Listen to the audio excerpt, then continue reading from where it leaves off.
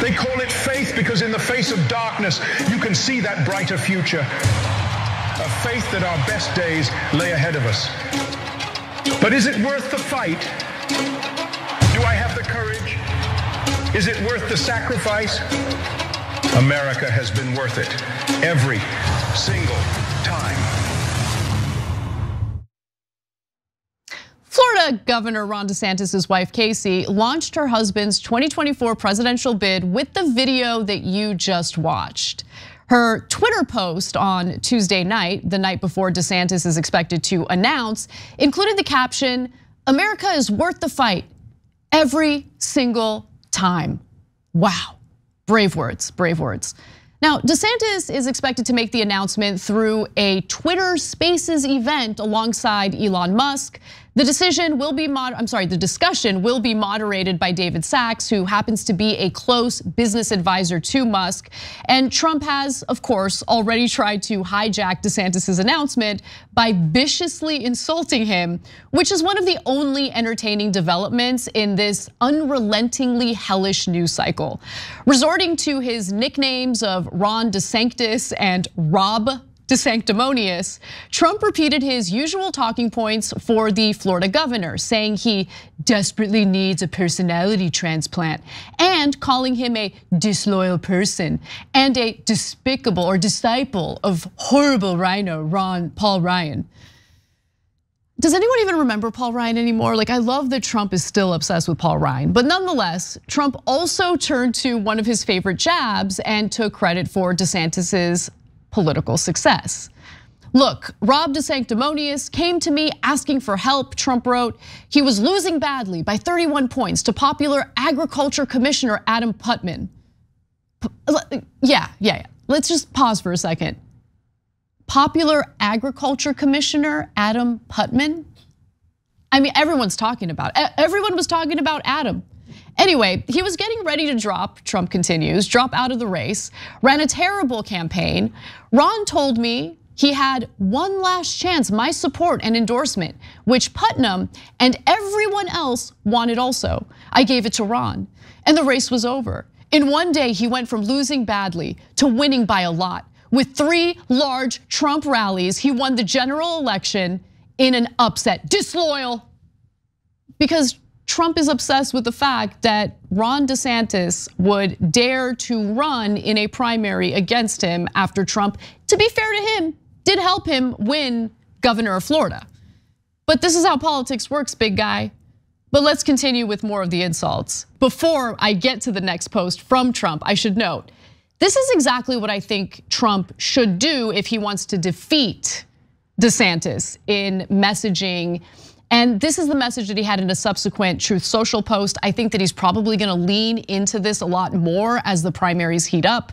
He wrote that Ron DeSantis can't win the general election or get the nomination because he voted to obliterate Social Security, even wanting to raise the minimum age to 70 or more, voted to badly wound Medicare. Look, whether the left wants to admit it or not, Trump's foe, and to be sure, it's faux economic populism worked in 2016. And I do think he's going to tap into that again for the 2024 election. If he persistently stays on that message, he's got a great shot in beating Meatball Ron. But of course, since Trump can't help himself, he also put out this pretty outlandish and insane all caps post reading, quote, "I built the greatest economy in the history of the world. No inflation, energy independence, and soon dominance. The strongest border ever, record best employment numbers. Biggest tax and regulation cuts, that's definitely true. Rebuilt our military, no wars with Russia, Ukraine, or China, Taiwan, or anywhere." He did expand the drone war, of course. And the USA was respected all over the world except for when they laughed at him as he gave a speech on the world stage. What else can I say? Election interference. But while Trump is having his meltdown, Nikki Haley has decided to hit DeSantis in a more strategic way by mocking him as a Donald Trump copycat. Can I tell you what? It is a flip-flop. He was totally different. Whatever I want, he wants now. You're fired. fired. You're fired. Then Mr. Trump said, "You're fired." I love that part. Make America great again. Make America great again. Instead, calling the Russian invasion a territorial dispute. Even some Republicans on the Hill with tough words for DeSantis. Do you want Ukraine to win this war? I don't think in terms of winning and losing. Anybody here would do it. Project to get Judges are a priority. And honestly, we have businesses that have been locked down and lives destroyed for over a year. I gotta say, I love the parts of that ad that show Ron DeSantis mimicking Donald Trump's hand gestures, because he is a copycat. I mean, it's obvious, it's clear, and those examples make it clear. Haley also released a 3-page memo slamming DeSantis for his lack of personality and people skills, as if she's got a big personality and lots of people skills. But to be fair, the critique against Ron DeSantis lacking charisma is an accurate criticism. I mean, this was the panicked look on his face after reporters asked him about Trump's insults, and honestly, it's hard to get the cringy image out of my head. But Haley also took a jab at DeSantis's alleged willingness to engage in petty political fights, which really does make one wonder why she's attacking DeSantis on that rather than Trump. In fact, anytime Haley has had the opportunity to attack Donald Trump, she refuses to do it. She'll instead pretend like she's all about civility. Back to my original question, though, because anybody that is looking or seeking a nomination, you're going to be comparing and contrasting your policy positions, your views, what direction you want to take the country with your competitors. Right now, there's former President Trump is the only other candidate for the nomination. We expect many others, maybe even Mike Pompeo, who was on earlier in the program today. Where do you see, if you see, policy differences beyond what you mentioned, which are generational differences? What specific policy areas would you say part with Donald Trump?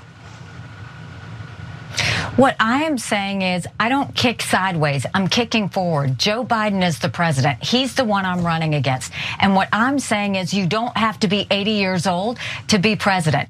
What happened, Nikki? I mean, you're throwing punches at DeSantis before he even announced officially that he's running.